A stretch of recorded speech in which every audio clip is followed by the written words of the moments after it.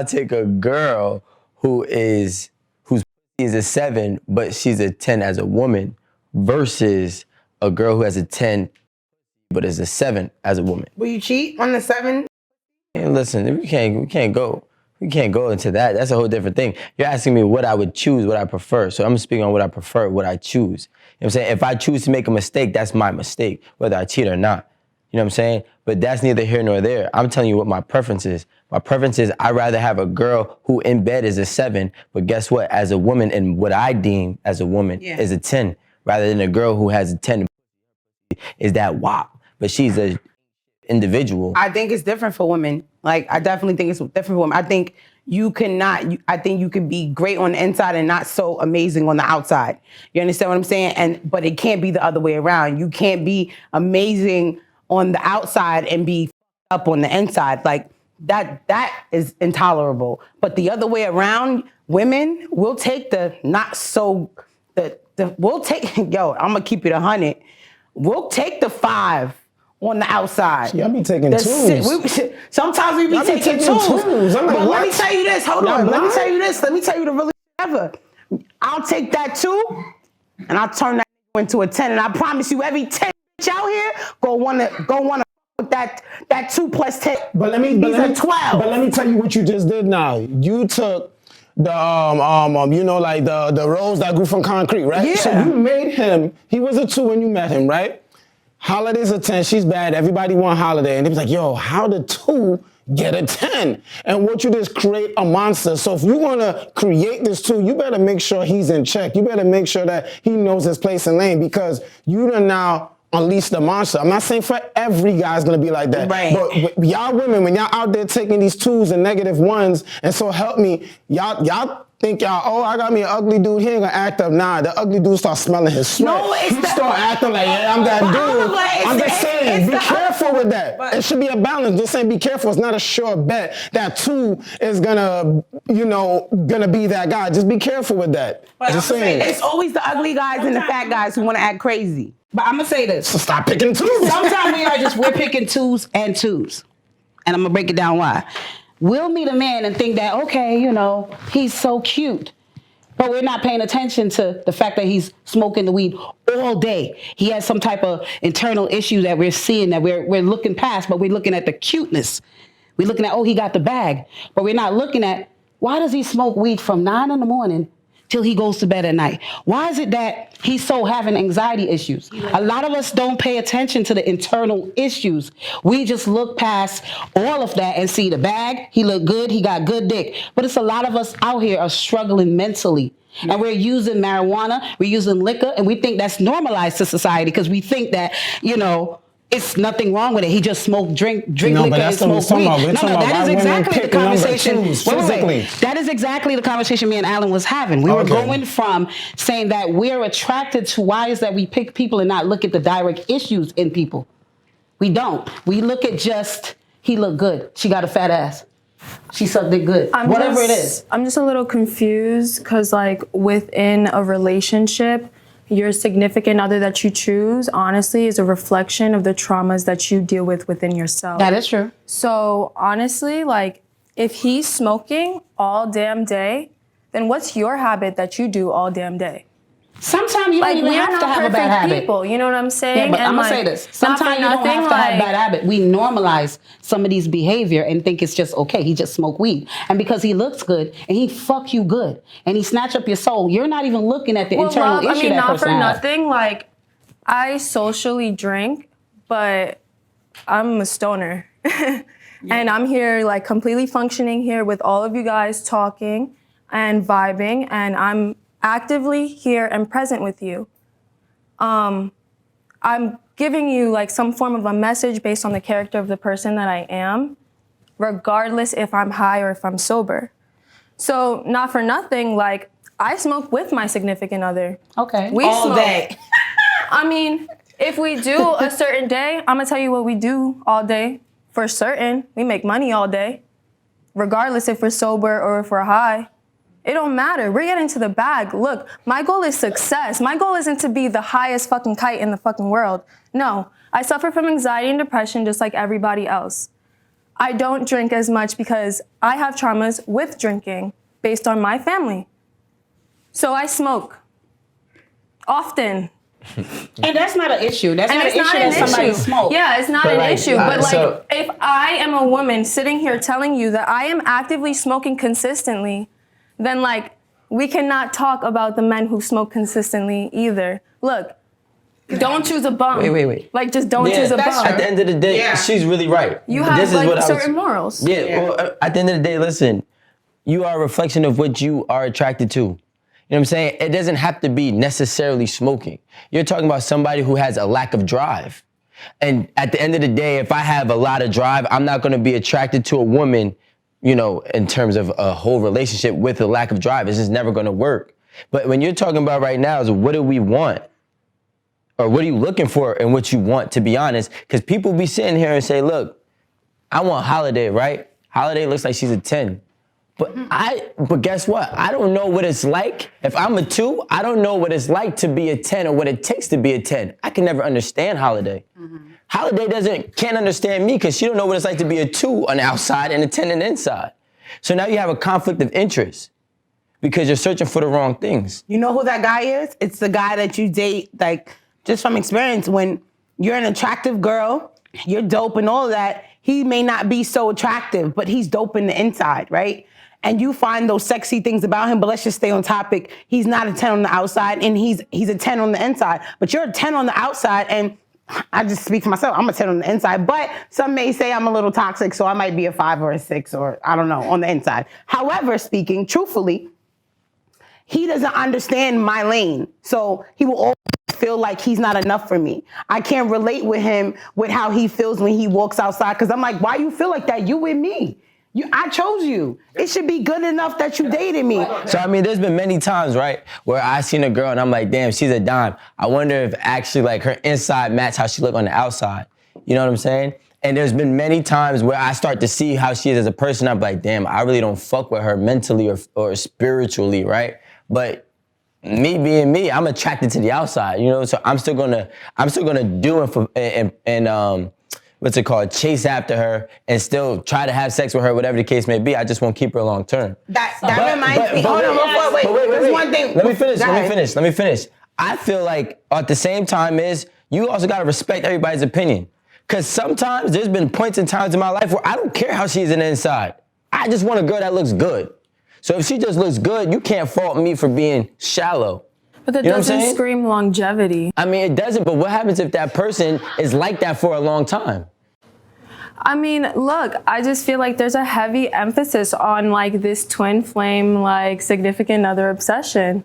Like at the end of the day, like whatever relationship you truly want to thrive will thrive as long as you are true to oneself. Yeah. Like, look, I'm a little bit of a crystal, like. Yeah, but what you're saying, if you play on words, it's all about the energy. If you give energy to toxic behavior, you can enjoy that toxic fucking relationship for years. Like you can be an enabler and not even realize Let me it. ask this question though, because everybody's talking about just the external and somebody looking good. We're in COVID-19, right? And a lot of people lost their job. A lot of people are struggling with different issues. Are we able, when we meet these people, because I know I'm coming across them a lot, are we able to identify mental issues? Absolutely. In people, because a lot of people are disguising those characteristics. Wait, let me finish 1 minute. A lot of people, People try to play the psychiatrist of people. No, it's not. It's not about playing. How do you know what a mental issue is for I'm them? a social worker. I'm able to identify certain qualities in people. But listen, let me finish 1 minute. Let me finish, brother. Go ahead. It's certain qualities in people that you could pay attention to in a man and a woman, and you could see it. Sometimes we look at the superficial side of an individual, and we don't want to identify the fact that this person is a little needy. This person showed me signs of bipolar. This person showed me signs of schizophrenia. We don't want to identify those sides because we're so into what we want from the individual. What works for you, right? Not saying the attractive guy isn't wealthy too. Of course he is, right? And not saying that won't work as well. I'm definitely not saying that. You know, I'm definitely not saying that. You're saying somebody that's a little lower. But what I'm saying is that and this is such a fine line. Like I gotta really be careful. I want to be super careful with my words because I've dated the fine man who's wealthy, who's all about me. You understand what I'm saying? So that is not the case when I'm saying, oh, I date a less attractive man because I want him to be all about me, because the less attractive man still cheats, especially if he's wealthy. He cheats even more than the pretty boy. You understand what I'm saying? So that has nothing to do with it. I think the mentality, now I know where I want to go with this. It's the mentality of a 4. He necessarily doesn't have to be a 4 or anything like that. The mentality of a 4, where he feels like, listen to what you're actually saying. Yeah, you're literally saying that this man has the mentality of a 4. Yeah, like let's keep it real. Hold on. I'm just saying, it's very abrasive, and I literally just I feel like there has to be more of an emphasis on this really coexisting between the partnership. Like the materialism, that is what lies within the superficial thing that we're talking about. The superficial aspect, this is superficial love. It's all within this, the clothes, the jewelry, all these but that these just goes gifts. back to your love language. So if not everybody is wearing Balenciaga or whatever, if not everybody's wearing Balenciaga and not everybody's trustworthy, which one would you prefer? Would you prefer him to buy you that gift, or would you prefer him to actually just be a trustworthy man? Yo, I'm gonna keep it 100 with you, right? That sounds really cute. Yeah. The fact of, would you rather a trustworthy man or the Balenciaga? Hold on. Love languages are different. It's a genuine question. Listen. All right, Holiday, answer the question. Yeah, that sounds good in a perfect world, right? But I don't know how happy you are in a relationship struggling. I don't know how happy you are. You may be very comfortable there. Well, you know what? We're gonna get out of this. I'm not talking Balenciaga. This is a bullshit holiday. It's not the Balenciaga, but nobody. But you talking about a trust. You talking about? Hold on, let me finish. You're talking about You're talking about a trustworthy. Why do I have to choose? That's the first thing. Why can't I have a trustworthy dude that brings the Balenciaga? I prefer the Balenciaga. It's not just the answer, because that'll be the fucking clip that you take that says, do you choose trustworthy over Balenciaga? And I say Balenciaga, and the niggas is trying to rip a new asshole. It doesn't matter. But it's not the truth. It's not the truth. What I'm telling you is that why can't I have both? Why can't he be trustworthy and buy me fucking Balenciagas? You can have both based on who you choose as a reflection of what you can give to him as well. I'm not choosing. I'm getting trustworthy and Balenciagas. Just as much as you get is as much as you should give. I'm not choosing. And the Balenciaga guy, hold on. And the Balenciaga guy who's not trustworthy, he can get packed up too, because there's a plethora of men who know how to do both. Listen, all I'm saying is either way, the Balenciagas are going to be paid for because the success will lie within yourself. Because at the end of the day, I'll be honest with you. Most women in 2021 are superficial. And most women in 21, they're superficial. And guess what? They rather, in a woman, and it's crazy, I personally feel like in a woman's mind in 2021, most women, especially the new generation, feel like their man is cheating anyways. So they might as well get paid or get gifts by the man who's cheating on them than be cheated on by somebody who can't give them as much. And what's being promoted by all these women is to finesse their men.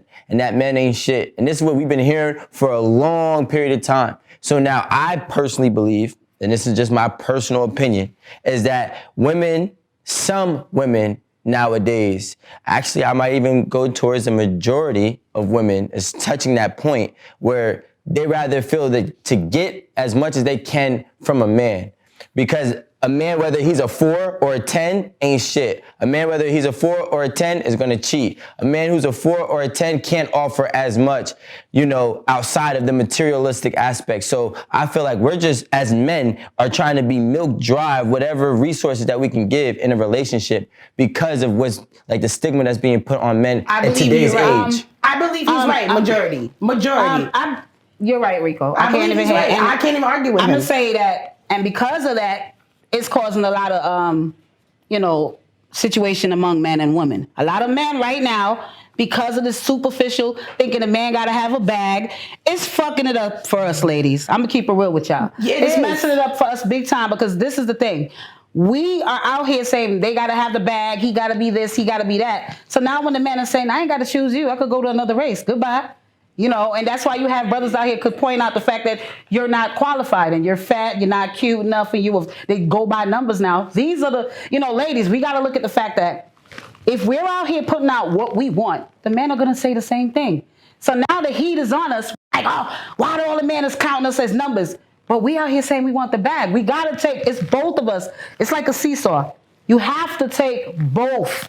Look at both situations. Women, we're fucking up. The men are fucking up. But at the end of the day, anything negative you put out, the negative gonna come from it. If we're out here as women telling the men, y'all gotta have the bag, the men are saying, we don't need you. I'm not gonna lie to you. T, I'm not gonna lie to you, right? When I was in the dating scene and single, after being through like different type of men, right? After Rico saying what he's saying and that, a man is thinking, you're this girl. The girl he just named, he's already dissected you, you're this girl, right? I would take a different approach. Because that stigma is there, if I'm looking for something significant, if I'm looking for something real, even though, yes, I like the glitz and the glam, I would have to downplay what I really wanted to land the man that I wanted, if that makes sense. So I wouldn't ask for anything for a long time, even if I needed it. Because I wanted to be something different for him. Even though once we got into the relationship, he gave, and the more he gave, the more I asked. You understand what I'm saying? I got comfortable. You understand what I'm saying? I was able to say, okay, now I can move how he's talking about, not drain him, but be able to say, I want this, I need this, and know that he's gonna give it to me, right? But in the beginning, if I had came off that way already knowing that he thinks the way he's thinking, that the majority of women are like that, I would get nowhere. Two superficial people could work just like two closed-minded people could work. Whatever you're closed-minded on, you can work. If you're closed-minded on money, if you're closed-minded on just spiritual gains, whatever it is that you two both focus on, if you both match that energy, you both could work. Whatever it is. Okay, so you need somebody to match your energy. Yeah, you gotta match, like, it can be the opposite, right? Or it could actually be the same. You know what I'm saying? Some opposites don't attract, some opposites do attract, but same wavelengths will always still ride with each other. Sometimes it's a friendship, sometimes it's a relationship. I think it's subjective. I agree with Rico. I think it's definitely subjective. Like imagine, right? I'm in a relationship. I've had two different type of relationships. The relationship where let's say I'm dating somebody like Rico. I'm on Clubhouse, he's on Clubhouse. I'm not saying you're in Clubhouse, but just understand the bracket, the age bracket. I'm on Clubhouse. Yeah, I'm on Clubhouse, he's on Clubhouse. We're laying in the bed, and it's not a problem. Like, but versus somebody else who's not in social media and this type of person, they would have a problem with the fact that I'm telling them, you're gonna have to wait. I'm on Clubhouse, and this is building my brand. And I'm in the room with so-and-so and so-and-so and so-and-so, and it's gonna last for about 4 hours. And somebody who's on the same, just like me, is probably on Clubhouse too, building their brand. Versus the other person, they're not saying they don't have a significant brand, but they're building it a different way, where they just don't see the significance in you being on Instagram all day, and being on Clubhouse all day, and being on Twitter all day, and all these other things. So I definitely appreciate dating the opposite of me. Clubhouse, first of all? Clubhouse is like the new phone chat. It's like Twitter with audio. With a bunch of cat. Go ahead. Yeah. It's like It is, but it is and it isn't. If you know how to do your research, I feel like this, right? The people who come on Clubhouse and have these triple numbers of followers, and they hosting these rooms with thousands of people in them, right?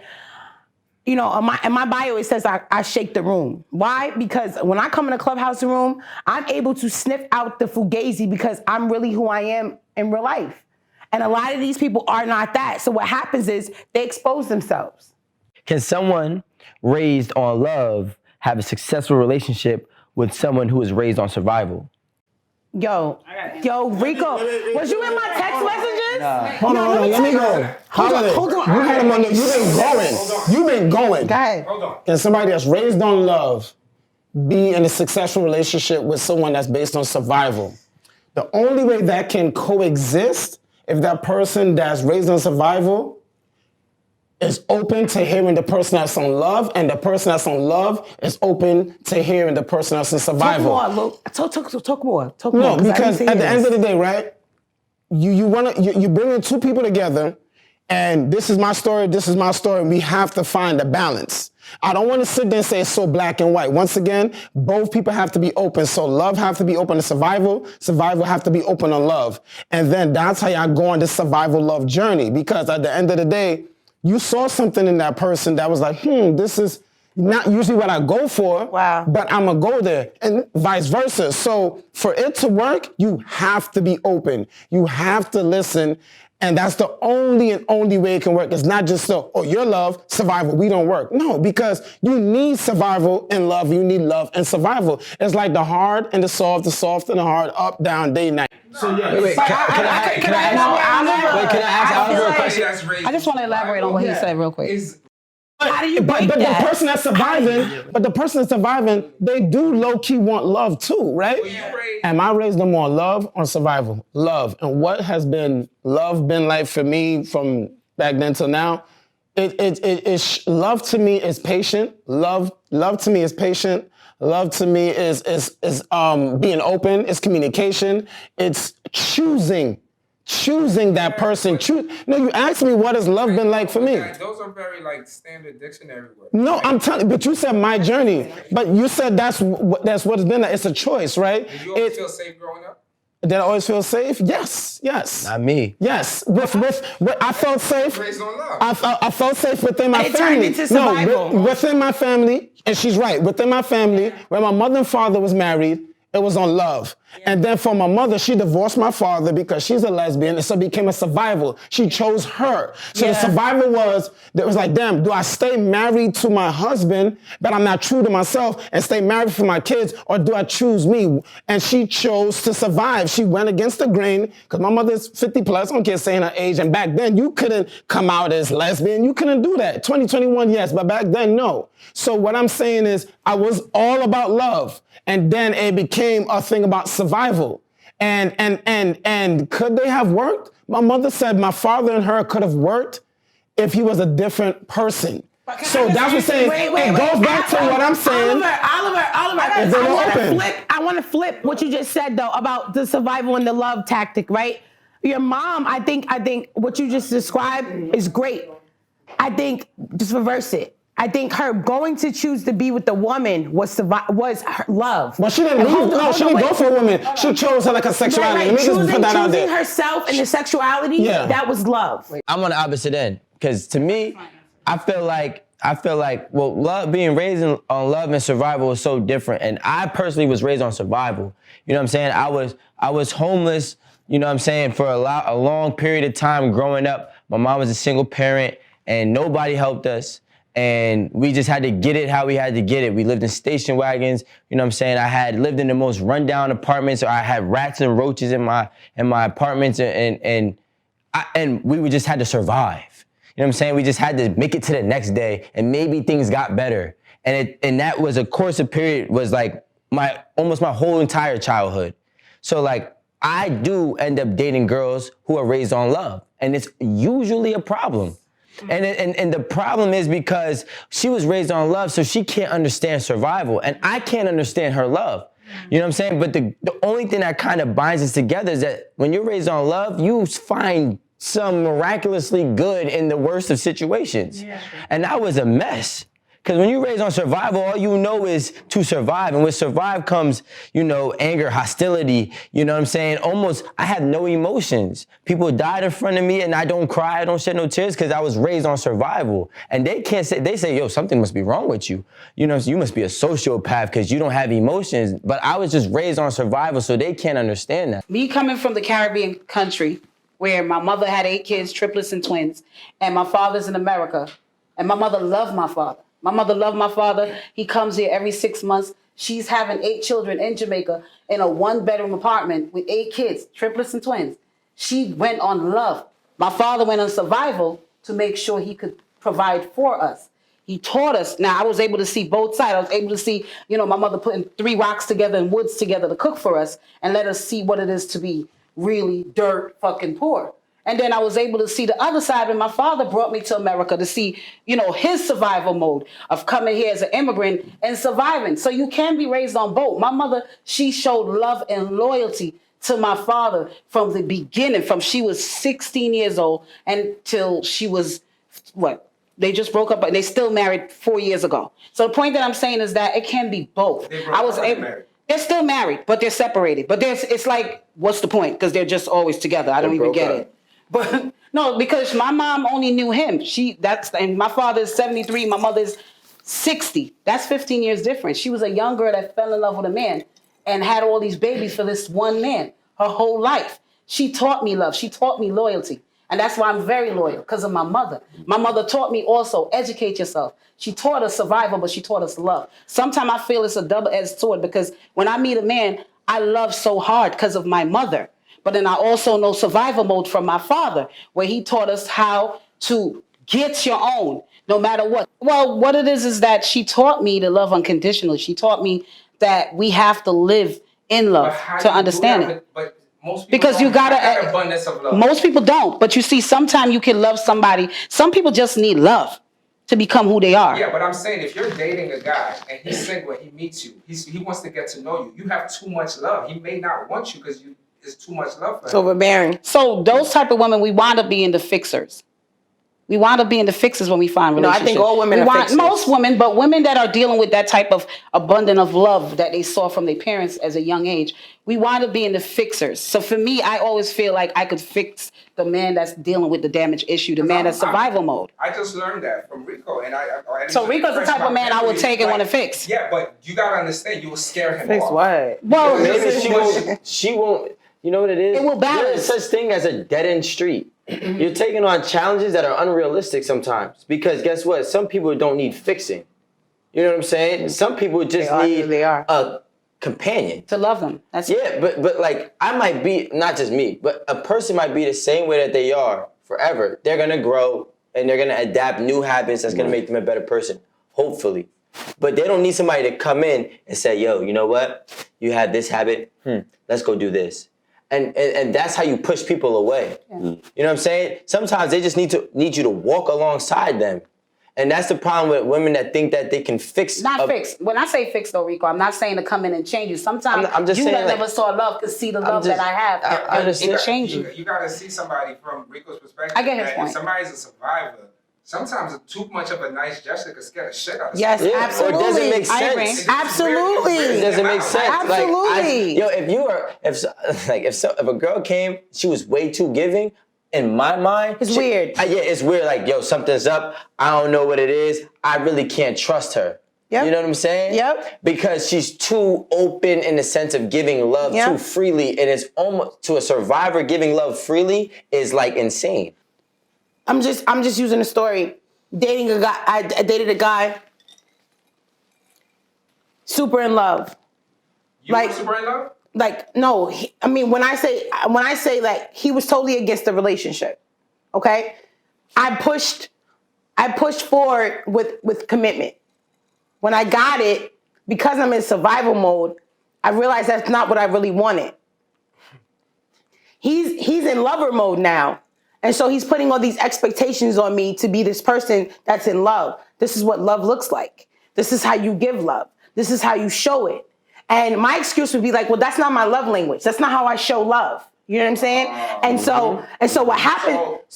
So you're in a cross, because I want to get right to it. Yeah. Yep. Because you're in a cross between what you know love is, which is being taken care of, Yes. to somebody saying, I just want to genuinely love you. Yes. And you will always choose being taken care of. Absolutely. Because she's in survival mode. She's a survivor. And I don't know how to turn that's that her switch love off. language. You know what I'm saying? Yeah, it's not a switch though. You don't need somebody to turn. Like I said, you need a companion That to walk understand that. alongside you. You know what I'm saying? Like some people are open to changing exactly how they are, and there's nothing wrong with that. But some people are just who they are, and it comes a point where you just gotta accept who they are and help them walk in the right direction. So Not- when you Hold on. Just real quick. Yeah, go ahead. No, just real quick. It just goes back to what I was saying earlier about like asking you questions like, what do you need? Like, what can I do in this moment? And just going day by day with that person because people are always constantly changing. It goes back to that statement Yep. that made. But like, you know, But let me ask you a question. Hold on, wait. I'm sorry. This is what I'm gonna say, and I'm gonna be real quick. T said something, Rico said something, Holiday said something, right? They all saying, oh, survivor, love. Cool, that is amazing. Here's another side I'm gonna add to that. People find your fucking tribe. Meaning, sometimes it ain't gonna work. Lover, survivor, survivor, survivor, lover, lover. You find the person that works for you.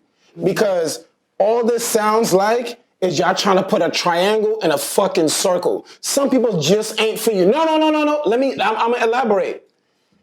Because what they're saying is like, yo, I'm a survivor, and Rico said you just want to find a companion that's along the same side as you, right? Sometimes. So he's saying what I'm saying. He attracted someone that is on his page. You find your tribe.